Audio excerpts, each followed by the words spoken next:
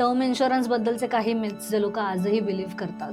Basically 4-5 myths जे आपण नेहमी आपल्या लाईफमध्ये बघतो ते आपण डिस्कस करूया. पहिली म्हणजे लोकांना असं वाटतं की मी प्रीमियम्स भरतो ते सगळे प्रीमियम्स वाया जातात. See basically term insurance is an insurance product, it is not an investment product. की तुम्ही जर जगला तर ते प्रीमियम जाऊ दे, तुम्ही हार्डली काही प्रीमियम भरता. दुसरी गोष्ट, मेजॉरिटी लोकांना असं वाटतं की इन्शुरन्स कधी पे करतच नाही.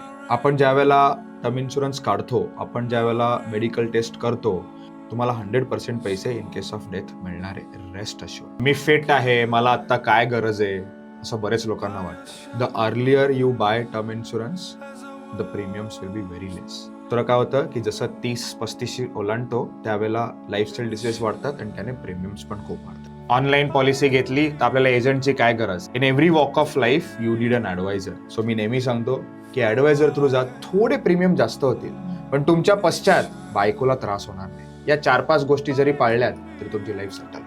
And we are always there to help you.